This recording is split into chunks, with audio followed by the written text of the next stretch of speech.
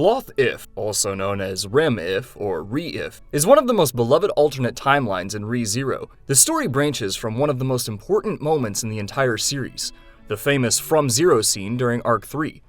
At this point in the main story, Subaru is completely broken. He's suffered repeated failures, watched people die, and lost confidence in himself. He feels powerless and believes he is incapable of saving anyone. During this emotional low point, Subaru suggests running away and abandoning everything. In the main timeline, Rem refuses. Instead, she reminds Subaru of the person she believes he can become. Her words help him stand back up and continue fighting. That decision eventually leads to the defeat of the White Whale, the battle against the witch cult, and many of the victories that follow. In Sloth If, however, events take a different path. When Subaru asks Rem to leave with him, she accepts. Rather than returning to the battlefield, the two leave Luganica behind and travel to Kararagi. They abandon the conflicts surrounding Amelia, Roswell's mansion, and the witch cult. Instead of choosing responsibility, Subaru chooses peace. This single decision changes the course of his entire life. The two eventually settle in the city of Banan within Kararagi. For the first time since arriving in another world, Subaru is able to live something close to a normal life. He is no longer fighting powerful enemies or reliving traumatic deaths. Instead, he focuses on everyday problems, such as finding work, earning money, and building a future. Life is not always easy. Subaru struggles to establish himself and often finds it difficult to adapt. Rem, on the other hand, adjusts surprisingly well. Her hardworking nature and practical skills allow her to become a valued member of the community. Together, they slowly build a stable and comfortable life. As the years pass, their relationship grows stronger. Subaru and Rem eventually marry.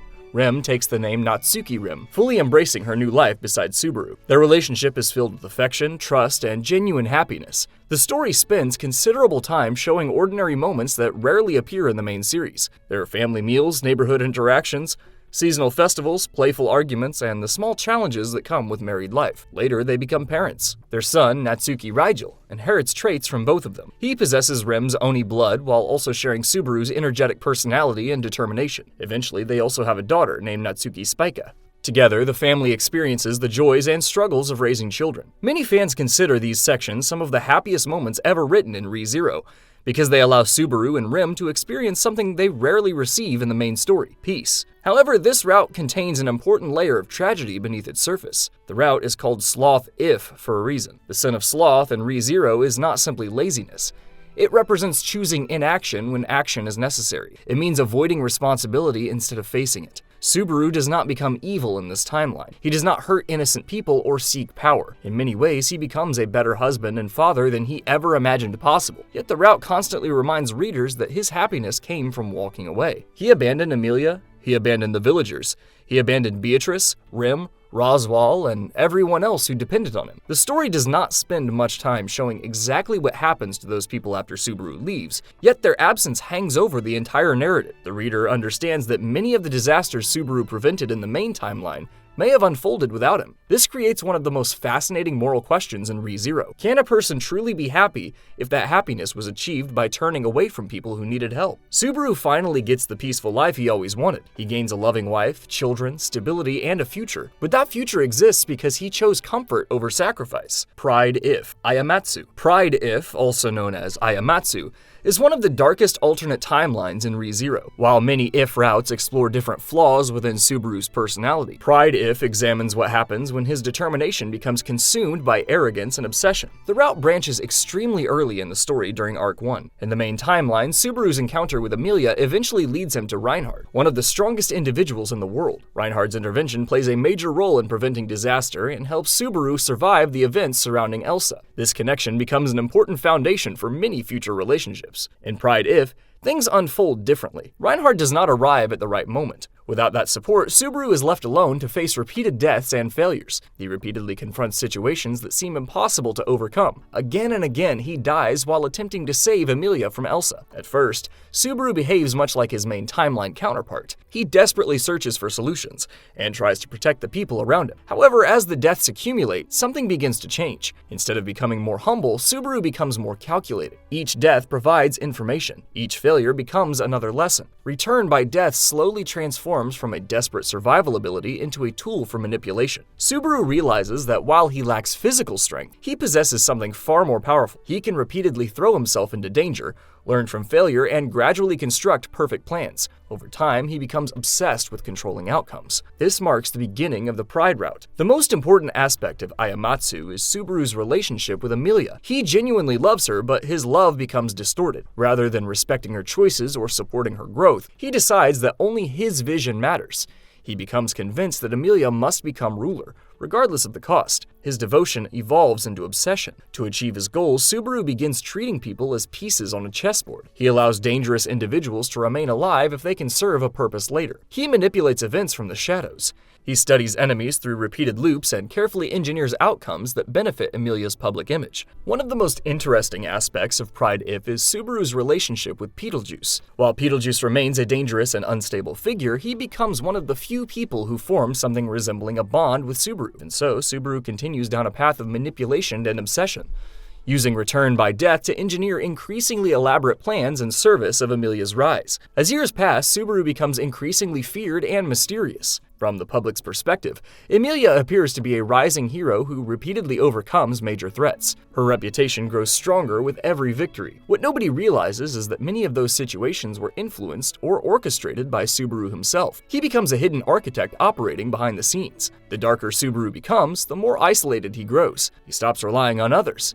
He stops trusting others. He believes only he can create the future Emilia deserves. This mindset perfectly reflects the sin of pride. Subaru becomes convinced that his judgment is superior to everyone else's. He no longer questions whether his actions are morally right. He only asks whether they bring him closer to his objective. Eventually, his plans escalate to terrifying levels. Near the climax of the route, Subaru creates chaos on an enormous scale. Fires spread across the kingdom. Countless lives are endangered.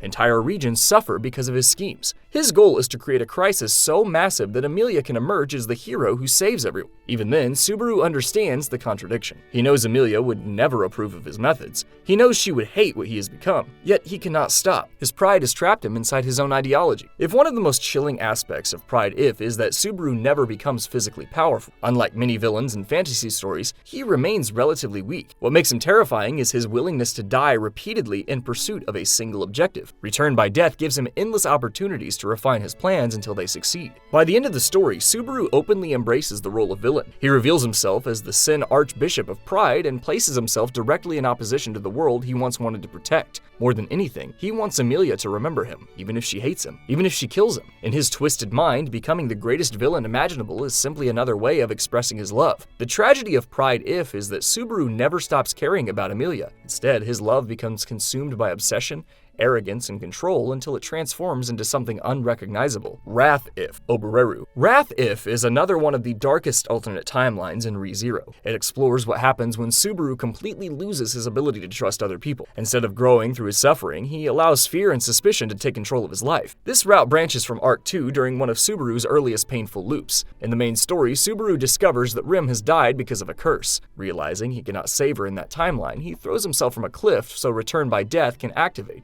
and give him another chance. In Wrath If, Subaru makes a different choice. Instead of jumping from the cliff, he accepts Beatrice's help and is teleported away. This leaves Rim dead in that timeline, and the consequences quickly spiral out of control. Ram becomes suspicious of Subaru and chases after him. Their confrontation turns violent and desperate. Subaru attacks Ram in a moment of fear and survival. This moment does not make him a simple villain immediately. Instead, it shows how quickly his mind begins to collapse when he loses the ability to trust anyone. From there, Subaru becomes increasingly ruled by suspicion. Every kindness feels uncertain. Every friendship feels fragile. Every ally becomes a possible enemy. Years later, Subaru becomes known as the Purge King. He leads a powerful criminal organization called Pleiades from a stronghold known as the Pandemonium, near the borders of Kararagi. Some of the strongest and most dangerous people in the world serve under him, including Halibel and Sisyllus Segment. What makes Subaru frightening in this route is not physical strength. He is still weak compared to the monsters around him. What makes him dangerous is planning, manipulation, and his broken understanding of human weakness. Most importantly, it is fear. Subaru becomes convinced that nobody can truly be trusted. This obsession defines his entire life. One of the clearest examples is his use of coin flips. Subaru sometimes leaves life or death decisions to chance. The coin becomes a symbol of his broken mind. Since he no longer trusts others, or even fully trusts himself, he hides behind random decisions. Emilia becomes one of the greatest victims of this mindset. Subaru keeps her isolated and closely protected. He tells himself he's keeping her safe, but in reality he treats her more like a possession than a person. The tragedy reaches its peak when Emilia reaches out to him with affection. For most people, this would be comforting. For Subaru, it's terrifying. If Emilia's feelings can change, then she is no longer predictable. And to Wrath If Subaru, change means uncertainty, and uncertainty means betrayal. Lust If, Butterfly Dream. Lust If, also known as Butterfly Dream, is perhaps the strangest and most unusual of all of the ReZero If routes. While most alternate timelines explore tragic consequences of Subaru's decisions, Lust If takes a completely different approach. Instead of focusing on suffering, failure, or emotional collapse, it presents an exaggerated fantasy scenario where Subaru appears to achieve everything he could possibly want. Unlike the previous routes, Lust If is not generally treated as a serious alternate timeline. It originally appeared as an April Fool's story and was later replaced by a shorter, dreamlike version. Because of its unusual origins, many fans view it more as a joke or parody than a true part of ReZero's deeper exploration of Subaru's character. The basic premise is simple. In this route, Subaru somehow becomes the king of Luganica and enters a massive polygamous relationship involving nearly all of the major female characters connected to the royal selection. This includes Emilia, Crush, Priscilla, Anastasia, Felt, Rem, and Petra. Rather than choosing one romantic path, Subaru seemingly ends up with everyone. At first glance, this might sound like the perfect outcome. Subaru no longer suffers through endless loops of death and failure. He's not struggling against impossible odds. He is not constantly being rejected, tortured, or forced into painful decisions. Instead, he possesses political power, wealth, influence, and the affection of nearly every important woman in the story. However, this is exactly why the route feels so different from the rest of ReZero. The main series is built around consequences. Subaru grows because he fails. He learns because he suffers. His relationships become meaningful because they are earned through hardship and understanding. Every important bond in the main story requires patience, sacrifice, and emotional maturity. Lust If ignores much of that structure. Instead, it resembles the type of fantasy wish fulfillment often associated with more traditional isekai stories. Rather than challenging Subaru, the world seems to reward him with success, admiration, and romance. This is one reason why many fans view the route as intentionally unrealistic. It almost feels like a commentary on what ReZero would become if Subaru never had to struggle for anything. The emotional complexity that normally defines the series is replaced by a dream where every desire is granted. Even within this seemingly perfect life, Subaru is not completely free from responsibility. As king, he still faces political challenges, administrative work, and the pressure that comes with ruling an entire nation. However, these problems never reach the same emotional intensity found in the other If stories. The title Butterfly Dream reflects this feeling perfectly. The route feels less like a genuine alternate future and more like a fantasy that exists outside reality. Everything appears ideal, but it lacks the emotional weight and realism that defines Subaru's actual journey. Because of this, Lust If occupies a unique place among the If routes,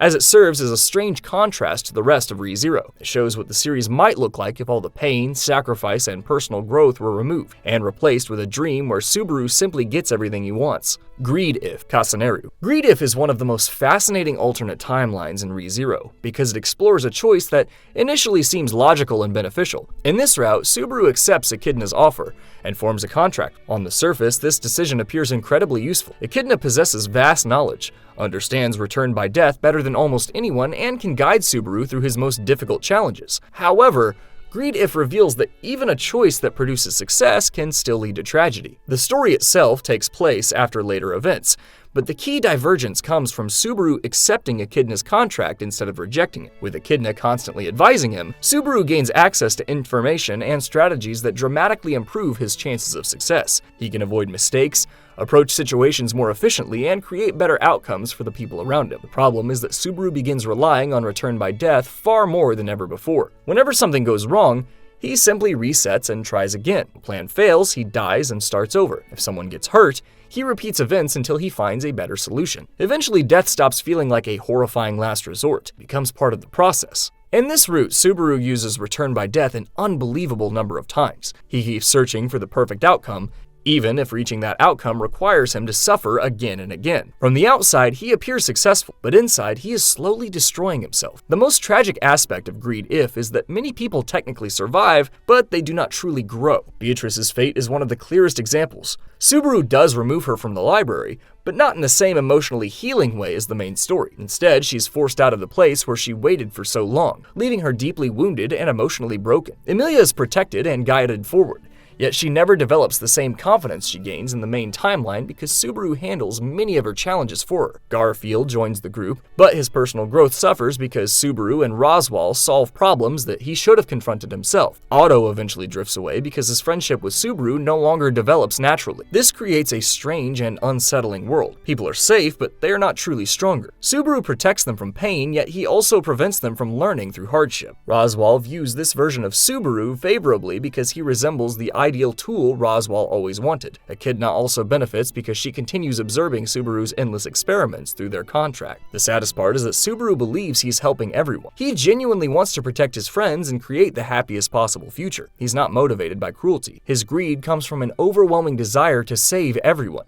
no matter the cost. Unfortunately, that cost becomes his own humanity. Every reset pushes him further away from normal emotion. Every perfect outcome requires more suffering that only he remembers. Greed If demonstrates that there is a difference between saving people and helping them grow. Subaru achieves remarkable success and creates a safer world, yet in doing so, he slowly destroys himself and leaves many of his friends trapped as incomplete versions of the people they could have become. Gluttony If. Sugihagu. Gluttony If is the route where Subaru loses himself while trying to become himself again. This route branches from Arc 6, inside the Pleiades Watchtower. At this point, Subaru has lost his memories and no longer feels like the Natsuki Subaru everyone else knows. Amelia, Beatrice, Ram, Julius, Meili, and the others trust him because they remember the Subaru who saved them before, but the Subaru standing in front of them does not remember those bonds. That is what breaks him. From his point of view, everyone is praising a version of him that no longer exists in his mind. They call him brave, dependable, and important, but he only sees himself as weak, confused, and fake. Instead of accepting their trust, he becomes obsessed with finding the real Natsuki Subaru. The Books of the Dead become the center of this obsession. These books allow a person to experience the memories of someone who has died. Subaru starts believing that if he reads the memories of everyone connected to him,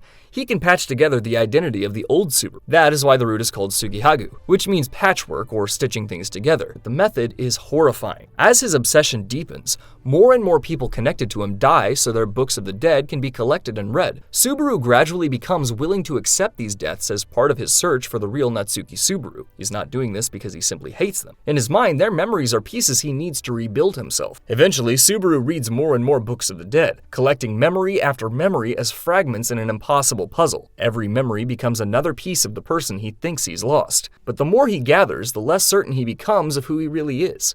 Shala becomes his closest companion and protector. Her absolute devotion allows Subaru to continue his search without anyone capable of easily stopping him. Because she sees him as her master and follows him completely, she becomes one of the reasons he can keep moving down this path. The tragedy is that Subaru believes the real Natsuki Subaru will fix everything once he returns. He thinks the Subaru everyone admires must have some special answer that can undo the damage, so he keeps pushing forward, convinced that all the deaths, pain, and broken bonds will somehow be repaired later. But in the end, Gluttony If suggests that the person Subaru is searching for never truly existed as a separate person. The Natsuki Subaru everyone loved was built through his choices, relationships, failures, and experiences. By trying to reconstruct that person through memories alone, Subaru loses the very thing that made him who he was. Gluttony If is dark because Subaru is not chasing power, comfort, or revenge. He's chasing himself, and the more he searches, the more he disappears. Thank you very much for watching this video. If you enjoyed, please leave a like and subscribe. Goodbye!